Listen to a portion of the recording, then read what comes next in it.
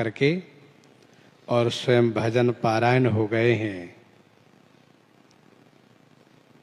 इन्होंने राज्य में भक्ति का खूब विस्तार किया है। जो प्रति वर्ष टैक्स के रूप में राजा कुलिंद चंदनपुरी नरेश 10,000 स्वर्ण मुद्रा पहुंचाया करते थे कुंतलपुर नरेश को, वह श्री चंद्रहास जी राजा बनते ही देना बंद कर दिए। इनके यहाँ जो याचक आते उनको इतना न दान देते हैं कि वह बड़ी प्रशंसा करते हुए प्रस्थान करते हैं और खूब अन्न क्षेत्र चलाते हैं, कोई भूखे न रहें। श्री चंद्रहास जी सोचते हैं राजा को टैक्स क्या देना है, उस धन से यहाँ हम समाज की प्रजा की सेवा करेंगे, धर्म का विस्तार करेंगे। रहे जाके देश सो रहे जाके देश सो नरेश क छुपावे नाही, बाहबल जोरी दियो सचिव पठाई के, बाहबल जोरी दियो सचिव पठाई के। रहे जाके देश, जिसके राज्य के अंतर्गत यह राज्य था, अर्थात कुंतलपुर नरेश के अधीनस्थ यह चंदनपुर था, सो नरेश कछु पावे नहीं, वह राजा कुछ नहीं पाते हैं। अब उनको टैक्स मिलना बंद हो गया।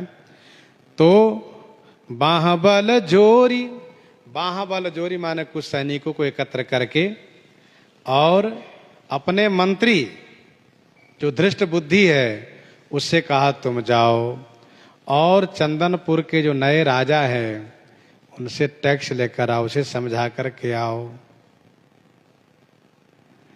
बाहबल जोरी दियो सचिव पठाई के, आयो घर जानी कियो अति सन्मान।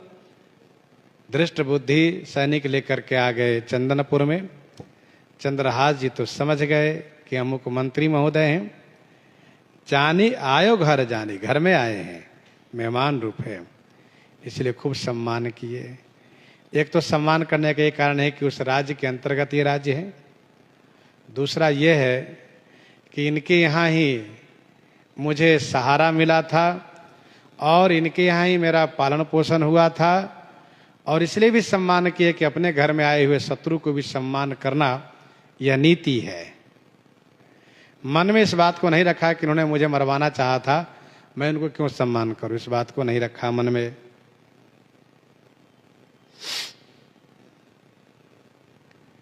आयो घर जान कियो अति सन्मान, सो पिछान लियो। दृष्ट बुद्धि ने पहचान लिया, अरे तू जिंदा है। बधिकों ने मुझसे झूठ बोला था कि मैंने मार दिया, हमने तो जिंदा है, और जिंदा ही नहीं बल्कि यहाँ का राजा बन गया है। श्री स्वामी प्रियादास जी पहले कह चुके हैं कि इनमें चक्रवर्ती राजा होने का लक्षण है। चक्रवर्ती राजा किसी को टैक्स देता नहीं, लेता है, देता नहीं। इसलिए भले ही छोटा राज्य है चंदनपुर, लेकिन यहाँ के राजा जो चंद्रहास जी हैं ये भावी चक्रवर्ती होने वाले हैं, और इनकी प्रकृति ये देंगे नहीं लेंगे, इसलिए उन्होंने देना बंद कर दिया है। सो पहचान लियो, पहचान लिया। तब सोचा इसको बल से तो मार नहीं सकता, अब तो राजा हो गया, ये बल से अब नहीं मरेगा। मैं मंत्री हूं, भले ही बड़े राजा के मंत्री, पर मैं मंत्री हूं, और ये चंदनपुर नरेश है, ये मैं इसको वही बाल, वही बालक है ये, मारो छल छाई के, छल रूपी जाल को, छाई माने फैला करके इसको मारूंगा। राजनीति में इस प्रकार से बड़ी नीचता अपनाई जाती है, छल पूर्वक मरवाते हैं। छल का जाल फैला देंगे, अपने आप को किनारे बचे रहेंगे। लोग कहेंगे नहीं इन्होंने कुछ किया नहीं, सफाई देते रहेंगे, दूसरों से मरवा डालते हैं। ये राजनीति की निचता है। दृष्ट बुद्धि ने कहा, चंदनपुर नरेश, भले ही आप यहाँ के राजा हो, पर आप कुलिंद महाराज के और पुत्र भी नहीं हो, और आपको हमारे महाराज के पास जाना चाहिए और सही करवा लेना चाहिए, दस्तखत करवा लेना चाहिए, उनसे मेल करके रखना चाहिए, जिससे आने वाले समय में यदि कोई समस्या हो तो सहयोग करें, और यदि उनसे मेल नहीं रखेंगे, उनसे सही नहीं कराएंगे, तो आप पर यदि कोई समस्या आएगी तो सहयोग करेंगे नहीं, दूसरा राजा कब्जा कर लेगा।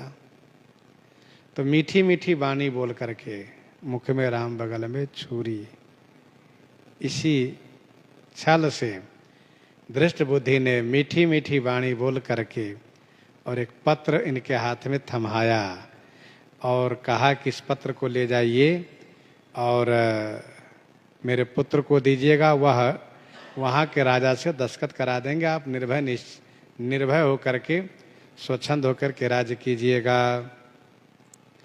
दई लिखी चिट्ठी जाओ मेरे सुत हाथ दीजिए। दई लिखी चिट्ठी लिख करके दिया और कहा जाओ मेरे सुत हाथ दीजिए, जाकर के मेरे पुत्र के हाथ में दे दीजिए। कीजिए वही बात जाको आइल है लिखाई के। अब मेरे बेटे से कहना, मेरा बेटा मदन सेन नाम है उनका, मदन सेन से कहना कि जो मैं लिखा के लाया हूं उसको तुरंत क्रियान्वित कीजिए, ऐसा आपके पिताजी का आदेश है। कीजिए वही बात जाको आयो है लिखा, आयो ले लिखाई के। बड़े भोले भाले ठाकुर जी के भरोसे रहने वाले श्री चंद्रहास जी पत्र लेकर के चल दिए। गए पुर पास बाग सेवा मति पागी करी। कुंतलपुर आ गए। कुंतलपुर के पास में एक बगीचा है, उस बगीचे में आपने ठाकुर जी की सेवा का समय जान करके ठाकुर जी की सेवा किया। गए पुर पास बाग सेवा मति पागी करी, अर्थात परिपूर्ण बुद्धि से, प्रेम रस से परिपूरित बुद्धि से, प्रेम भाव में डूब करके इन्होंने ठाकुर जी की बड़ी सेवा करी। भारी दीर्घ नींद ने कुसोय सुख पाई के। सेवा पूजा करने के बाद इनकी आंखें नींद से भर गई, आलस लगा, नींद आई तो सोचा थोड़ा सो लेते हैं फिर चलेंगे, अब तो पास में आ ही गए हैं।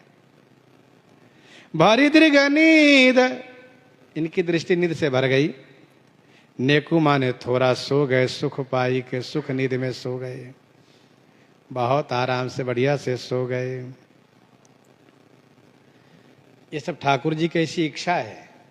जब सो गए तो धृष्ट बुद्धि जो मंत्री है उसकी बेटी अपनी सहेलियों के साथ इसी बाग में घूमने टहलने आई।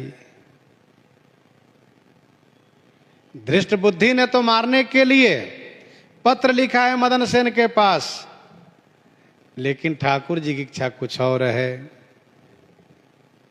जो ठाकुर जी चाहते वह होता है। राम की न चाही सोई होई, खेलते सहेली न सो।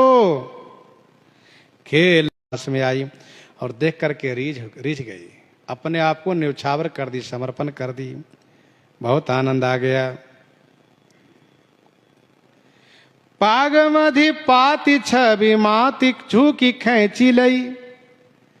चंद्रहास अपने पगड़ी में उस पत्रिका को दबा रखा था, खोस रखा था। पाग मधि पाति, पाति वह पत्रिका पगड़ी के मध्य में लगी हुई, खोसी हुई है। छवि माती, छवि से मतवाली, अपनी सुंदरता से मतवाली अथवा तो चंद्रहास जी के सौंदर्य से प्रभावित होकर के मतवाली होकर के, ये छवि माती दोनों ओर अर्थ लगेगा। स्वयं सुंदर है और राजकुमार के छवि से प्रभावित हो गई, मतवाली हो गई। झुकी खींची लई, झुक करके आराम से उस पत्रिका को खींच लिया। चंद्रहास जी गहरी नींद में सो रहे हैं, उनको पता नहीं चल पाया। बाँची खोली, खोल करके पढ़ा, लिखो विषदैन पीता खीजिए। उसमें लिखा है, मेरे प्यारे पुत्र मदन सेन, मैं जो लिख रहा हूं उस पर कुछ भी बिना विचार किए जैसा मैं कह रहा हूं वैसा तुरंत कर देना, अर्थात इसे तुरंत जहर दे देना। लिखा है विष दे देना। लिखो विषदैन पिता खीजिए। पिता पर खींचने लगी, सोचने लगी बताओ पिताजी की बुद्धि मारी गई, ऐसे सुंदर राजकुमार को मारने के लिए उन्होंने पत्र लिखा है, बताओ। खींचने लगी, नाराज होने लगी, उन्होंने इस प्रकार से लिख दिया है। फिर दूसरे क्षण विचार किया, नहीं नहीं, हो सकता है कि पिताजी लिख रहे होंगे मुझे देने के लिए, क्योंकि पिताजी मेरे लिए योग्य वर को ढूंढ रहे थे। तो संभव है कि वह लिखे होंगे कि बेटा मदन सेन, तुम इस राजकुमार के साथ तुरंत विषया के साथ विवाह कर देना, विषया दे देना इनको हाथ में। लेकिन उमंग में, खुशी में केवल विष देना ही लिख दिए और मेरा नाम पूरा लिखना भूल गए। ऐसा मन में सोचने लगी तो मन में खुशी हुई, अच्छा तो पिताजी मुझे देने के लिए लिखा लेकिन उनसे पूरा लिख नहीं पाया। तब उन्होंने क्या किया, एक सीख लिया और प्रेमाश्रु से जो नेत्र भीग गया था, हर्ष से, प्रेम से, खुशी से जो आंख भीगा था, उसके काजल से सींक में डुबो करके और उसी पर विष के आगे या लिख दिया, विषया। सोचने लगी अच्छा हुआ कि मेरे माता पिता ने विषया नाम ही रखा। मैं बहुत नाराज होती थी कि मेरी सहेलियों का नाम चंपा है, किसी का नाम चमेली है, किसी को लीलावती है, मेरा नाम विषया। ये नाम भी बड़ा खराब लगता, विषया। अब विषया, विषयी, ये सब शब्द थोड़ा अशोभनीय है, लेकिन अब समझ में आया कि नाम बढ़िया काम आया। विष के आगे या जोड़ दिया, विषया देन, तो उसमें लिख दिया काजल से,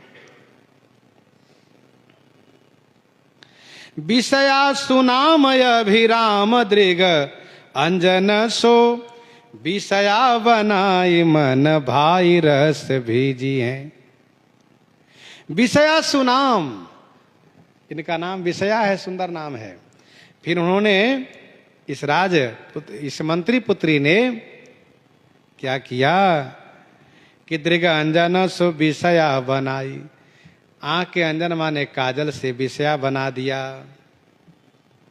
मन भाई रस भीजी है, मन भाई रस भीजी है, मन भाया, रस में भीग गई, प्रेम रस में भीग गई, खूब मन भाया, बहुत अच्छा लगा, बहुत सुंदर है। आई मिली आलिन में लालन को ध्यान ही ये। अब वह मंत्री की बेटी आकर के अपनी आलिन माने सखियों में मिल गई। लालन को ध्यान ही है, उसके हृदय में लाला चंद्रहास का ही ध्यान है, लालन को ध्यान ही है। पिए मद मानो दृग आई तब धीजी है, मानो प्रेम रूपी मद वाला, प्रेम रूपी मद को पान करके, पिए मद मानो प्रेम रूपी मद को पी करके मतवाला हो गई है। आई तब धीजी, आकर के खूब प्रसन्न है, बहुत खुश हैं कि मेरे मन के योग्य वर मिल गए।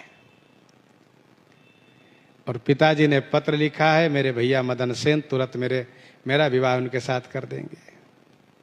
बहुत खुश है। इस प्रकार से वह मंत्री की बेटी बहुत खुश है। दृष्ट बुद्धि तो चाह कुछ और रहा है, लेकिन ठाकुर जी की व्यवस्था कुछ और है, और ठाकुर जी जैसा चाहते हैं वैसा ही होता है, वही होने जा रहा है। तो आज इन्हीं के साथ सीताराम सीताराम सीता राम सीताराम।